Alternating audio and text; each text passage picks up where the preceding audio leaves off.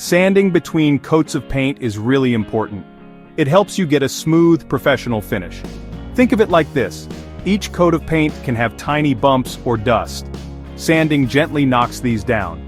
This makes the surface perfect for the next layer. If you don't sand, these little problems can build up. Your final paint job might look lumpy or uneven. Taking this extra step makes a huge difference in how good your project looks in the end. Sanding also helps remove any imperfections.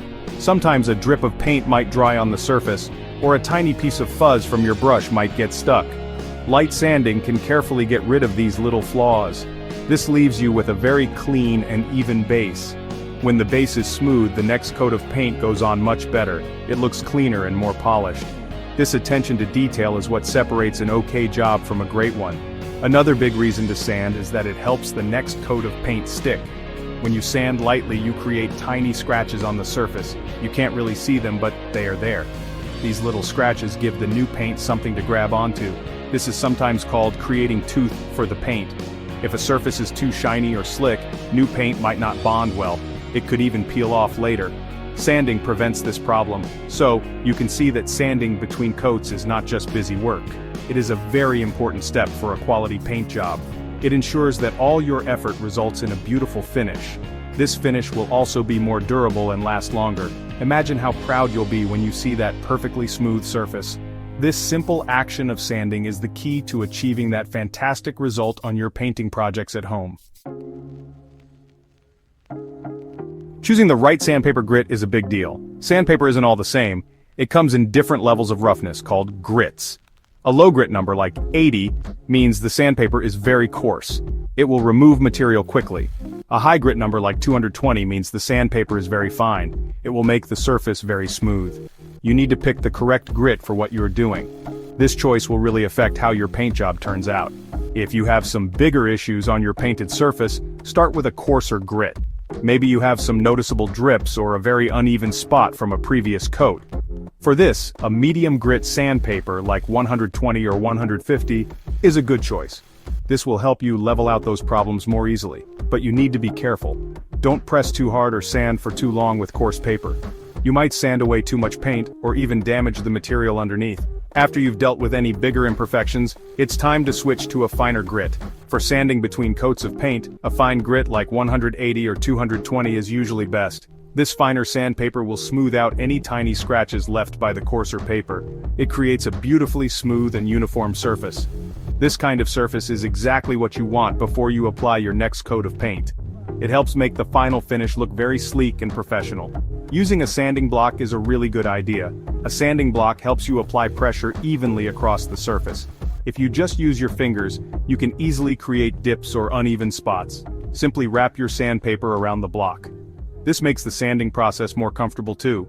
It gives you much better control, especially on flat areas like doors or tabletops. It's a simple tool, but it makes a very noticeable improvement in your sanding quality. Having the right sanding technique will make a big difference. You should always use light and even strokes when you're sanding. Don't try to push down too hard on the sandpaper. The paper itself is designed to do the cutting work. If you press too hard, you might create deep scratches or grooves in the paint. You could also accidentally sand right through the paint layer you just applied. Gentle, consistent pressure is the way to go for the best results. If you're sanding a surface that was originally wood, always try to sand with the grain. This means sanding in the same direction that the wood fibers run. This helps to prevent making scratches that will be easy to see later. For surfaces that are not wood, or if you can't see a grain, use long, straight strokes. It's best to avoid sanding in circles. Circular sanding can leave behind swirl marks that can show through your final coat of paint. One very common mistake people make is oversanding. This happens when you sand too much in one area, or if you use sandpaper that is too coarse for too long. Oversanding can remove too much of the paint.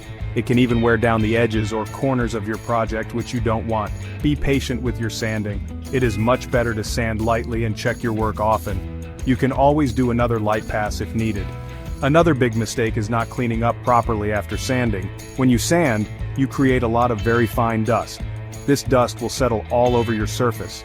If you try to paint over this dust, your finish will feel gritty and look bumpy. All your careful sanding work will be for nothing. So, taking the time to remove every bit of dust is an absolutely essential step. Don't try to rush this part of the preparation process. Always make sure you remove all the sanding dust completely. A tack cloth is a great tool for this. It's a special sticky cloth that picks up fine dust particles very well. You can also use a vacuum cleaner with a soft brush attachment. Some people use a slightly damp cloth, but if you do, ensure the surface is totally dry before you paint. Go over the entire sanded area several times. You want to be sure there's no dust left at all. If you're not very experienced with sanding between paint coats, it's a good idea to practice first. Find a small scrap piece of material similar to what you're painting, or you can practice on an area of your project that won't be easily seen later. This will help you get a feel for the right amount of pressure to use. It also helps you understand how the sandpaper works. Building a little confidence this way is very helpful before you tackle the main event. Remember to wear your protective gear when sanding. Sanding creates fine dust, and you really don't want to breathe that stuff in. So, always wear a good quality dust mask. Safety glasses are also very important to protect your eyes from flying particles. If you're going to be doing a lot of sanding, wearing gloves can help protect the skin on your hands. Putting safety first makes the job more pleasant and keeps you healthy. Taking the time to sand properly between your coats of paint truly does pay off. It is one of the biggest secrets to achieving a paint job that looks like a professional did it. Your surfaces will be incredibly smooth to the touch. The paint will adhere much better, meaning it will last longer and resist chipping. It really elevates a good paint job to an outstanding one. So keep these important steps in mind for your next painting project. You will definitely be pleased with the amazing results.